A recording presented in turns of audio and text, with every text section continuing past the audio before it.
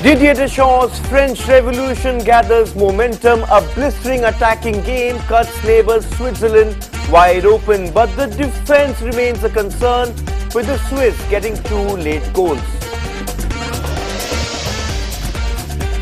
Move over Senegal and Cameroon. The title of Giant Killers has been taken over by Costa Rica. The pre-tournament whipping boys scalped their second world champions in a row. The mighty Azzurri are humbled in Recife. Ecuador get on the points table with a hard-fought come-from-behind win over Minos Honduras in the other Group E game. And can Leo Messi and his band of superstars put together that breathtaking display their fans are waiting for?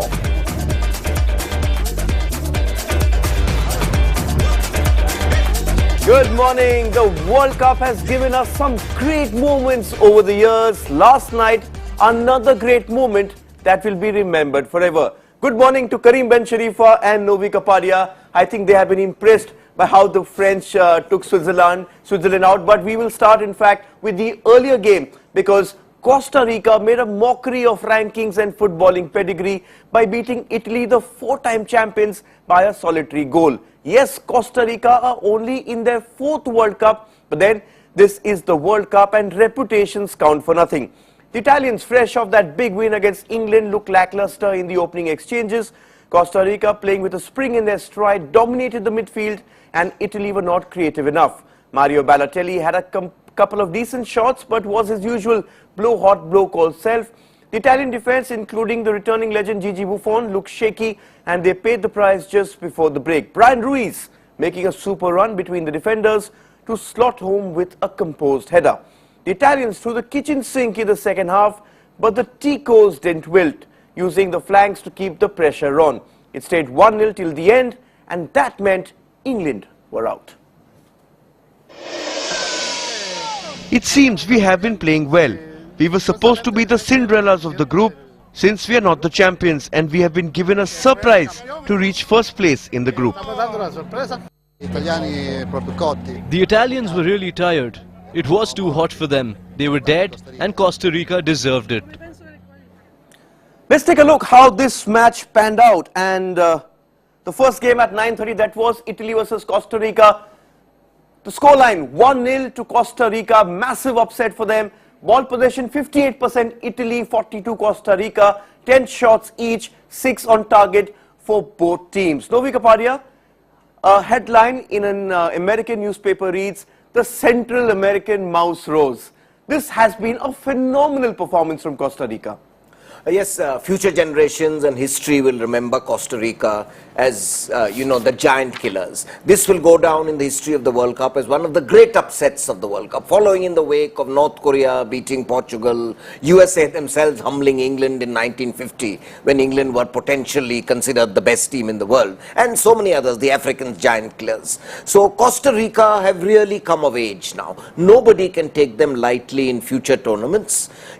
2 successive world champions, and convincingly. Convincingly, that's the important point, yes. Breakaway goal and then defending in depth.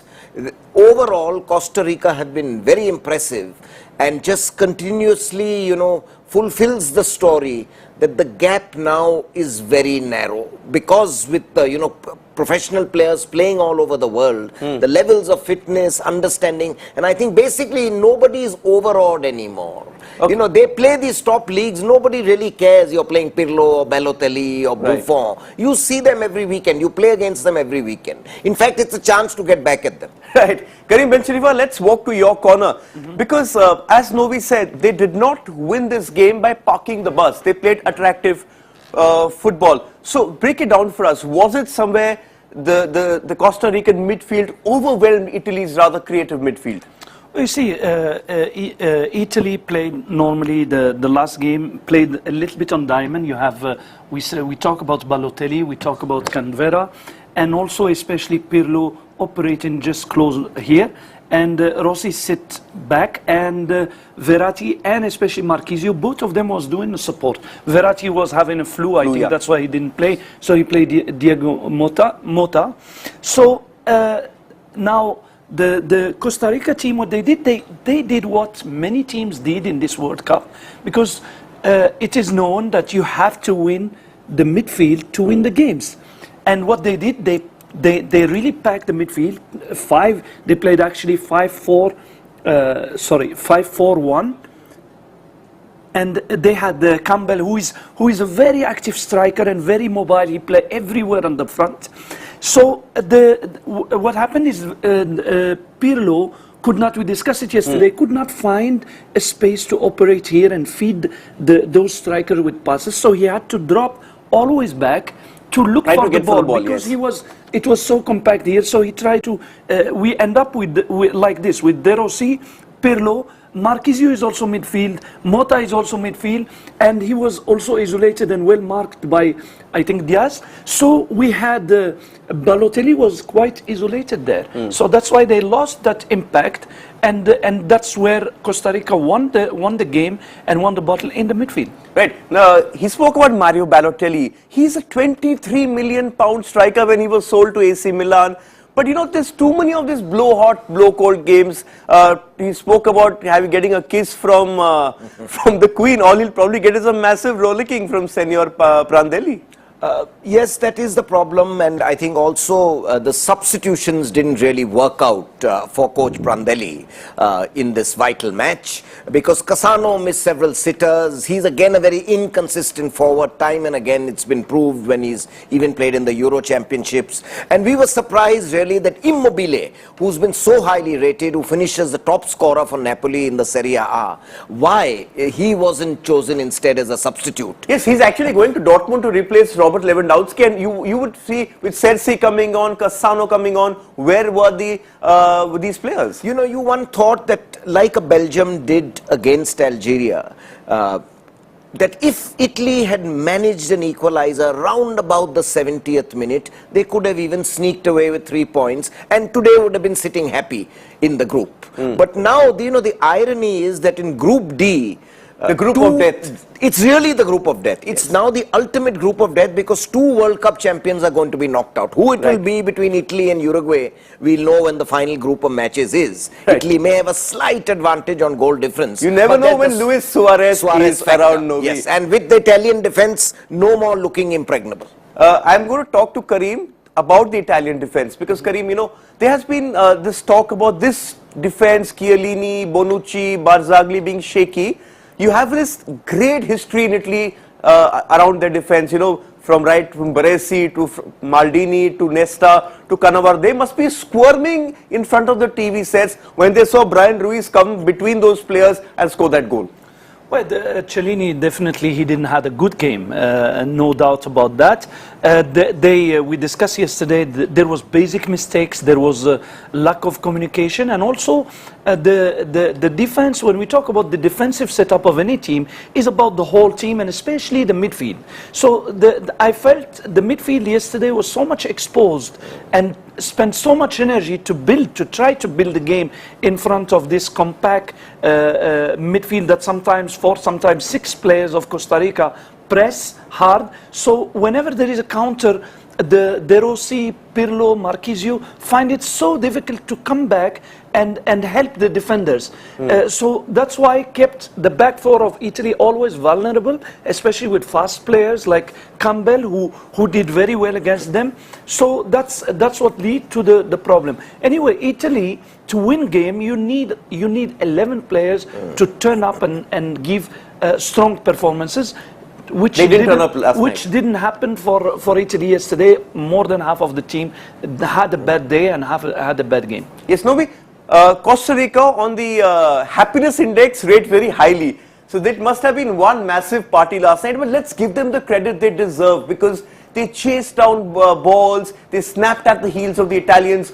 This is, as you said at the beginning, isn't something about them nicking a point or nicking a win from somewhere. They deserve this victory. They've deserved both their victories. Yes, remarkably also a country with a population of about 45 lakhs or 4.5 million. Population of Noida, where we are. Population probably, yes, or one part of Delhi. I mean, and this is such a consistent performance in the World Cup. I mean, they have now really arrived. You know, nobody can take them for granted. and they have played in their own way a very attractive brand of football. Use the flanks, pacey. The enthusiasm, the confidence, and these giant killers are no more overawed by reputation. That I think is the lesson of this World Cup. No team is ever overawed now. Italy were listless. Yes, Karim. Just want to add what Novi is saying about Costa Rica. Gamboa and Diaz, the two flanks, because when you play 3-5-2 or 5, those guys on the flanks, when you win the ball, they have to move on the opposition half, and when you lose the ball, they have to play a very defensive role. They are super fit, and they are key on that system. Also, the other key player, because when you play with 5 at the back and 4 midfielders, that means you have only a single isolated striker. Campbell. Yes. And Campbell do a great job, because wherever he receive a quick ball, he have this ability to hold the ball and give time to the midfield to support him. Because if they had another striker who cannot hold the ball, they would have been also always under pressure. Right. Okay, so that win last night surely ranks as one of the greatest World Cup upsets. Now we took advantage of having Novi Kapadia, who is also moonlights as a football historian, and these are his picks of great World Cup upsets. Now we start off with USA's 1-0 win over England in the 1950 World Cup in Belo Horizonte. USA were a team of journeymen, and scorer of USA's goal that day, Joe Gadgens, was in fact a waiter back home in the States.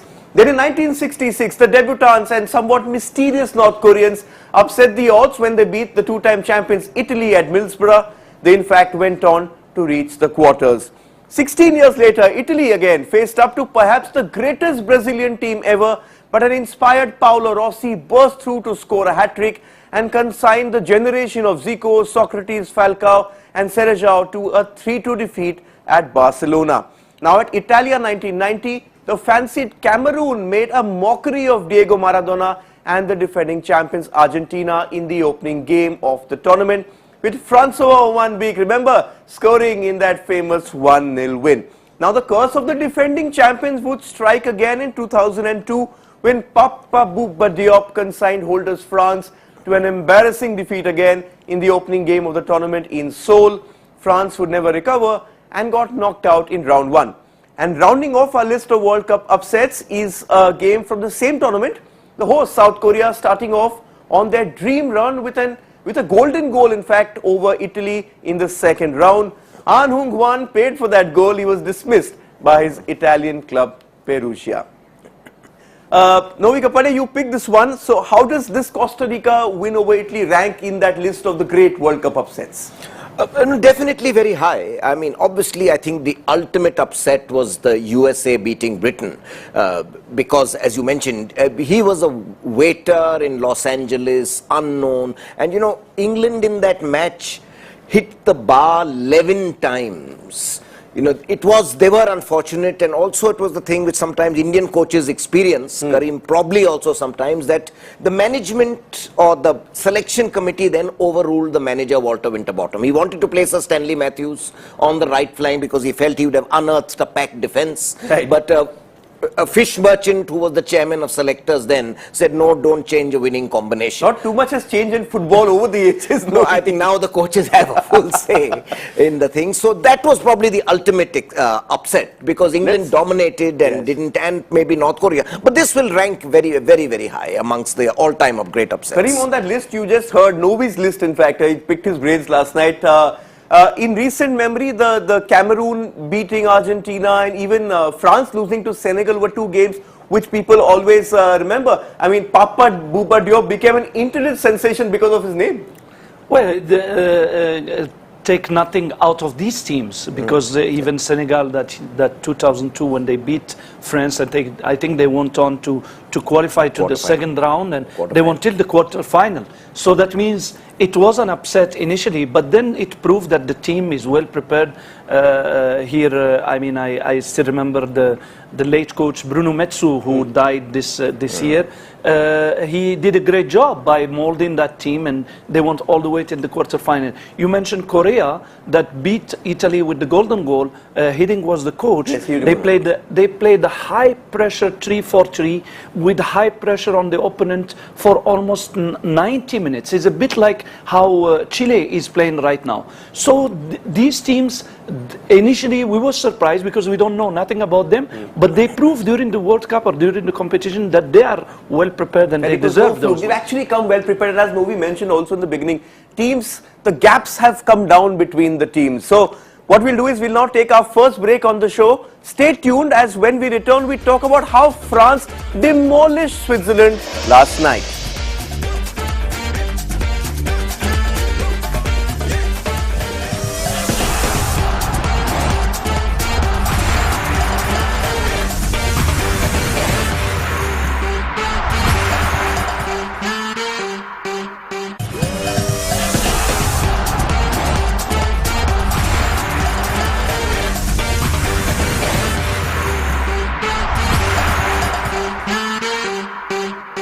Welcome back. 1998 champions France once again showcased their title credentials with a rampaging 5-2 demolition of neighbours Switzerland that seals their spot in the knockouts.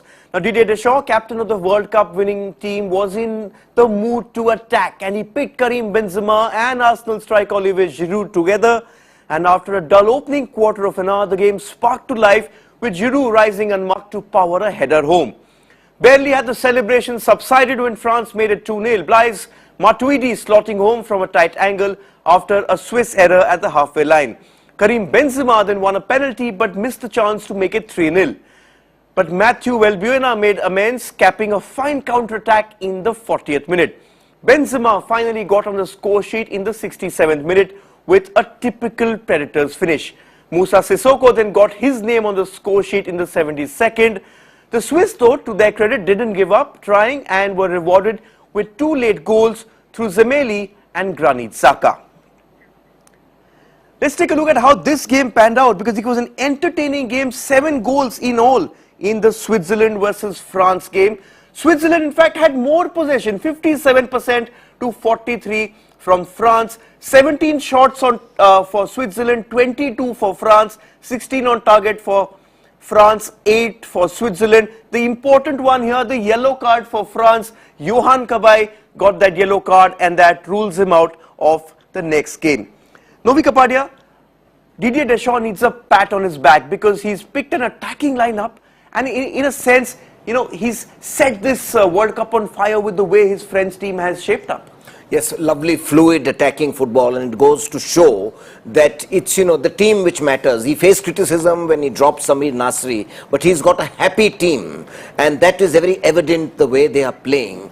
And, you know, above all, I think this victory will do wonders for race relations in France, just like Zidane, Thierry Henry and Marcel Desailly's team did when they won the World Cup in 1998. But the only one who would be slightly sad in this match would be Karim Benzema. You know, he could be the first player since the 1954 World Cup to have scored 2 successive hat-tricks. Sandor Kocsis did that for Hungary in '54. He was denied by goal line technology in the first match, and here by a referee who blew the whistle needlessly, and even of course the missed penalty. He would have been on 6 goals in 2 matches. I mean, he is really on fire. Yes, Karim, let's walk to your corner, and I want to ask you something which all coaches these days talk about, you know, having this rubbish, like, you know, defensive responsibilities, but that's not Deschamps' style. You know, he's actually gone out there, picked an attacking team, and is that the way, is that why we are seeing France do so well? He's picked an attacking team with an attacking mindset, and the goals are there.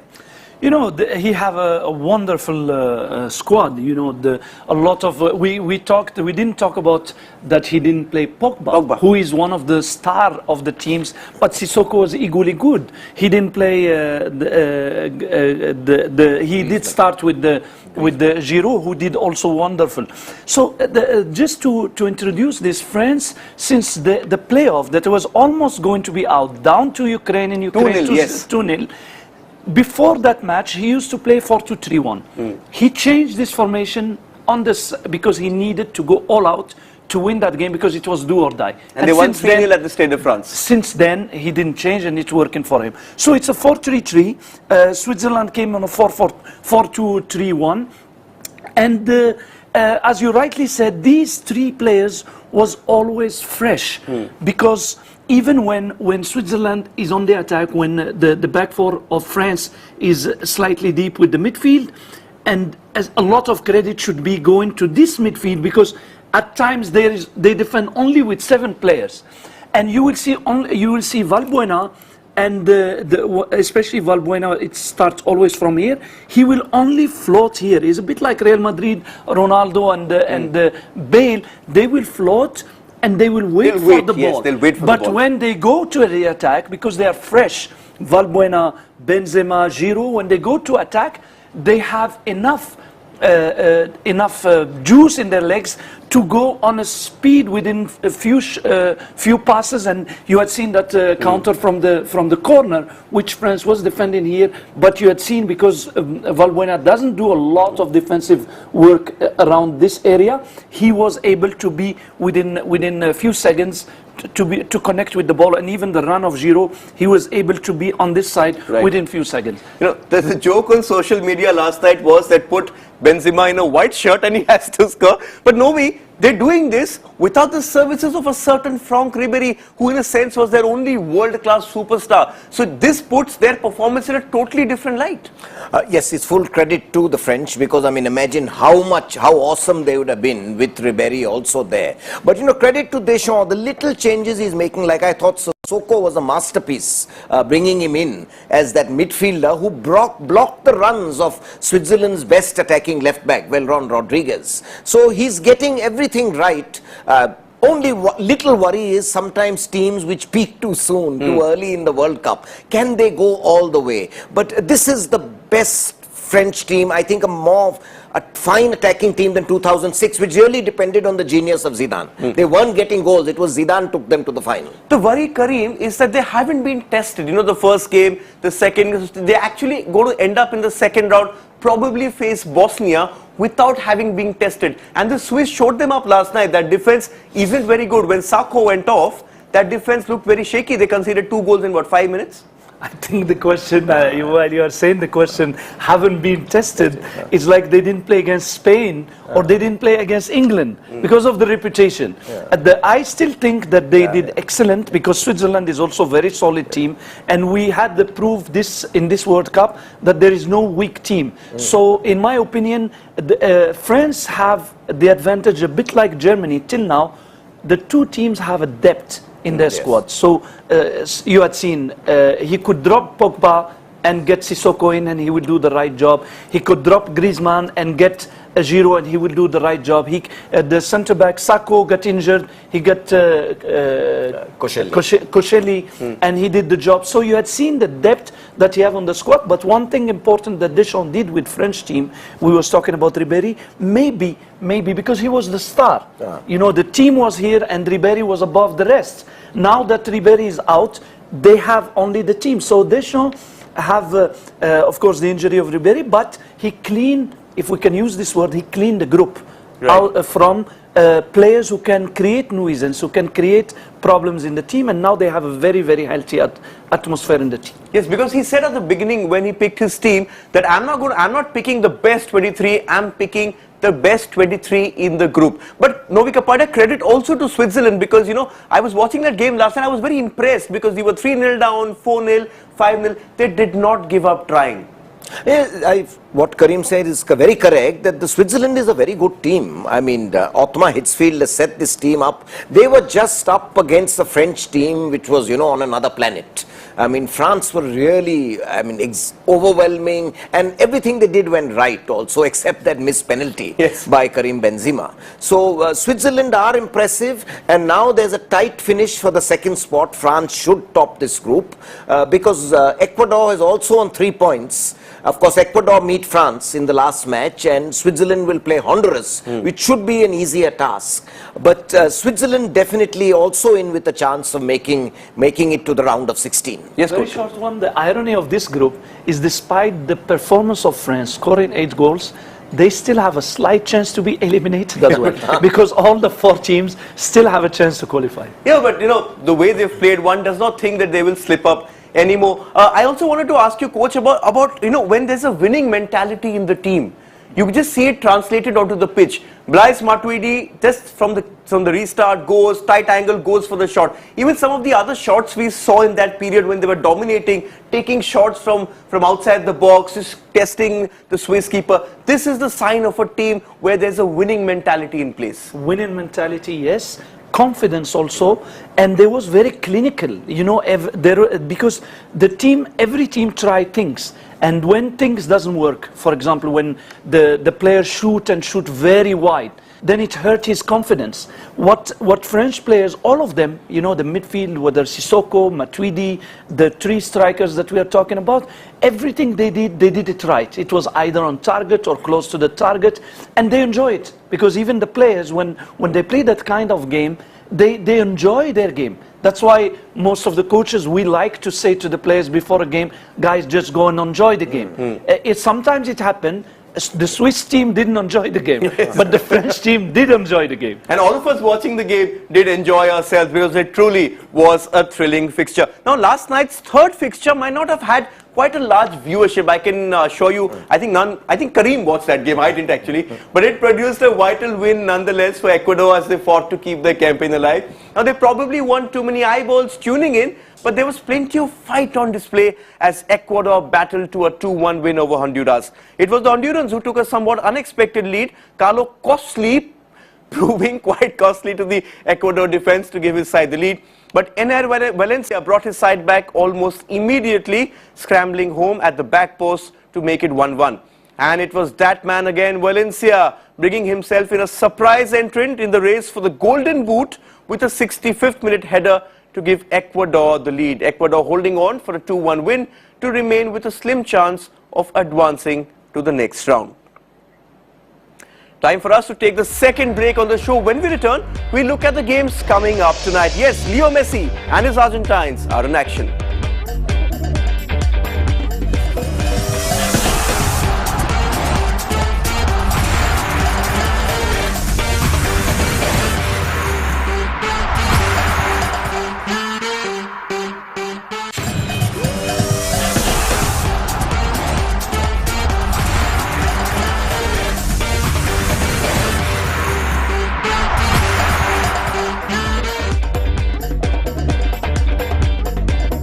Welcome back. Now let's turn our attention to the games coming up tonight. Argentina, two-time champions, have an apparently easy one against Asian powerhouses Iran. Perhaps the cue for Leo Messi and his team to go for it and send a warning like France did last night. Yes, Argentina got the job done against Bosnia, but they definitely were not impressive. Messi, the Argentina skipper, would be personally relieved to break his World Cup scoring jinx, but now the entire team needs to click into top gear. Argentina boasts an attacking array of talent behind Messi in their own right. Sergio Aguero, Gonzalo Higuain and Angel Di Maria are superstars. Iran showed a lot of resolve against Nigeria, but they just seem to be misfits at this level. They will be hoping Messi and company do not run riot to ignite their World Cup campaign. Nobi, the gauntlet has been thrown down by the other teams, you know, in a sense, with all these high-scoring games and all. And you get a feeling that for Argentina and for their fans, they need to take this game by the scruff of its neck and send a message out that we are not lagging behind. Yes, a golden opportunity for Messi also to increase his goals tally and really, you know, get the other teams quaking. But they've also to be careful to maybe avoid injuries. It's a very gritty Iranian team who will really go, you know, all guns blazing because they have really nothing to lose. And they have a striker, Reza Ghoochannejhad. Gooch he's called, who plays there, yeah. Who also plays the violin. He's a musician otherwise. And he can be a very dangerous customer, as Nigeria nearly found out. So the Argentinian defense has to be wary. Argentina should win. As you said, for them it's going to be tough. They've not only to win, but to win convincingly, win stylishly. Sometimes that puts pressure on the team. But it would be the upset of all time if Iran can even hold Argentina to a draw. Let's pick on what he's just said. Is the pressure of expectations shackling Argentina in a sense? Because, you know, the talent-wise, you have people like Ezequiel Lavezzi on the bench. So the talent is definitely there. Look at that top four, Messi, Higuain, Aguero, Di Maria. This is a team which should beat Iran about 4-0, 5-0. You mentioned the player, this is a very good question about the pressure for the Argentinian teams. Beside the pressure that they have that tag of favorite and the pressure of their fans and their country. I saw lately an interview of Lavezzi, and he talked about the fact, let's not forget, the enemy number one in football of Brazil is Argentina. Yes. So they are like playing in a hostile environment. They started at the Maracanã. Even when they go for training, they are booed by the Brazilian supporters. I imagine even when the bus is passing, when you know they're. But these days they wear all those headphones with all that music. No, it's not only that, but the atmosphere around them. They know, since the player Lavezzi is talking about it, that means he feel it. You know, their daily life is based a little bit on some annoyance from the Brazilians who are around them, and that add the pressure on them. Plus, in my opinion, they was not convincing till now. You know, they never looked like how Germany controlled Portugal or France controlled Switzerland the whole game. Right. So that's the opportunity. They have this opportunity now. It will not be easy, but this is a good opportunity to convince. And it's not only about convincing and getting the confidence of their fan. Is if they win and they control the game, they will enjoy the game. They will enjoy the game. Okay, moving on. The second game of the night is a 12:30 a.m. start, and it comes from Fortaleza. The French have matched Jogi Löw's Germans on the goals count, and in a sense thrown down the gauntlet. Ghana could be the unfortunate team to suffer. Now, for 3 tournaments in a row, the German juggernaut has kept rolling on. The Germans have seen off perhaps their most difficult game in the group with an easy 4-0 win over Ronaldo's Portugal. Now, they could in fact crank up a gear if they decide to switch personnel around and ramp up the attacking quotient, which they possess in plenty. Also, Miroslav Klose will be hoping for a crack at the Brazilian Ronaldo's all-time record of 15 goals in the World Cup. Spare a thought though for Ghana, who were popular quarter-finalists last time in South Africa. Novi and I were there and saw Luis Suarez denied them a place in the semis. Beaten by a late goal by the Americans, their 2014 campaign hinges on getting something from this game. Karim, the Germans always seem to get their A game to tournaments like this, you know, unstoppable once they hit top gear. Yeah, the Germans are very consistent, very disciplined in whatever they do. So even if the game will not play any role, you will never find the Germans like playing second gear or first gear. They will be always, even the coach may put some fresh legs, may rest some players, but whoever will be on the field will give all out. And also because of the quality they have, especially they are playing a team that is maybe not in the best condition possible, with news that there is maybe some rifts, especially I think the senior players like Essien and Botang being on the bench and knowing that his brother is doing very well, that also adds maybe to the family pressure. I was going to ask Novi that question because it happened in the last World Cup also, you know, and also they were not people too happy with the other Boateng because he broke Michael Ballack's leg. But one does fear for Ghana after the highs of 2010 for them to lose to USA. That's the game they should not have lost, and now they're facing a red-hot Germany. It's a rare coincidence, brothers playing against each other on opposite sides. We've had Jack Charlton, Bobby Charlton, and the Walters brothers who won the 1954 World Cup. But this is absolutely, the 2 brothers against each other. But Ghana, could come at Germany like a wounded tiger, because loss here means they are out of the World Cup and could upset Germany. But of course, Germany has exuding confidence, class, and really the important thing today is, will Miroslav Klose get a chance to have a crack at the record? But the younger Ghana players, Amre Ayew, his brother, the brother who's playing for Ghana only, the younger Ghana players may try to live up to the reputation that they have, and hopefully we have a very interesting match. Right. Quickly, coach, what do you do in a situation like Miroslav Klose? Put him on last 20 minutes? Get those what we know from the Germans, and especially as a coach, knowing the personality of Joachim Löw, I don't think he cares about the record of Klose. Yeah. He will do what is good for the team. When you start thinking about the individuals and this player maybe you cannot be emotional like how maybe the coach of Spain, Del Bosque, was maybe emotional with the players. But I think Joachim Löw is very pragmatic, very. He could have played in the last game when they was very convincing. They won already the game. He still didn't put him on then, and still he didn't put him. So that's already proved that if he feel that Klose have to play, he will play him. But if he feel he have to be on the bench, he will not play. He'll be on the bench. Okay, the final game of the night will be played at Cuiabá. Edin Dzeko and his Bosnians impressed on their World Cup debut, and this is the opportunity to get their first points against a Nigerian side that just didn't impress against Iran. Tonight's tie could prove to be a pivotal one in the race to the second spot in Group F. Nigeria will be eager to bounce back after the disappointing draw against Iran. The Super Eagles are in quick need of replicating the form that saw them win the Africa Cup of Nations last year if they are to cause any trouble to a Bosnian outfit that looked impressive against the mighty Argentina in that 2-1 defeat.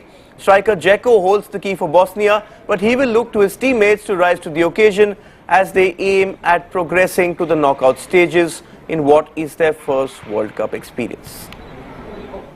Time for us to take the final break on the show. When we return, a special report on what ails Indian football.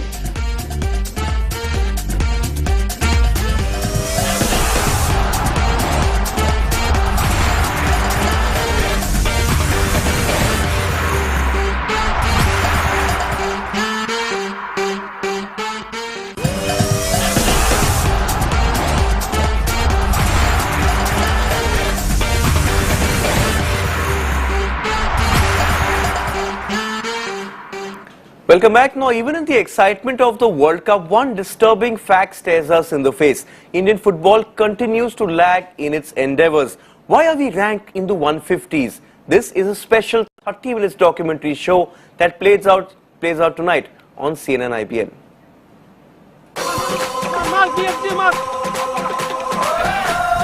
It's FIFA World Cup mania everywhere. But why has the beautiful game failed to score the one decisive goal of recognition in India?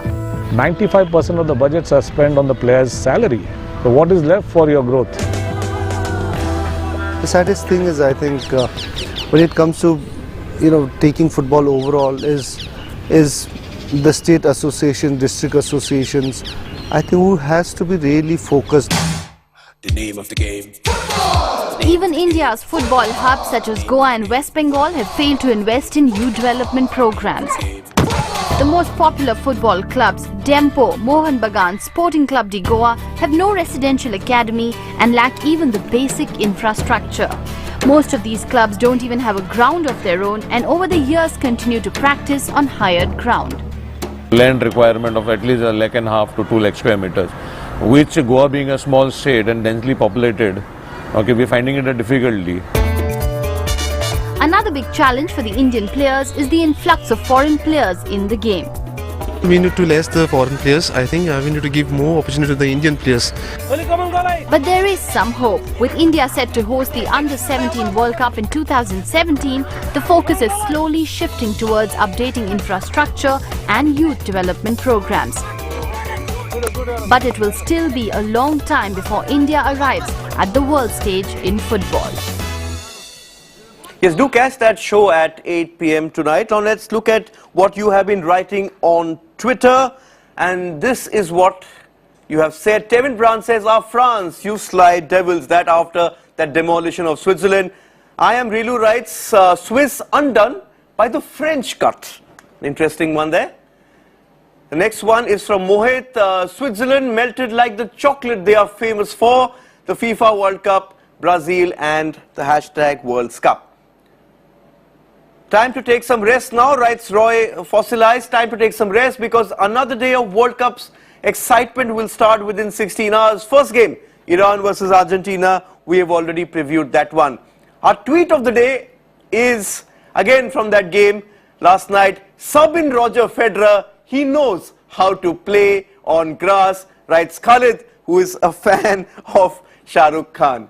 This is how you can join in on the conversation as well. All you need to do is tweet IBN Live using the hashtag World Cup. That's World with an S and a cup. That's it then on the show. Time to thank Novi Kapadia and Karim Ben Sharifa. They will be back at 7:30 tonight as well to preview the games in much more detail. Thank you for watching. Bye.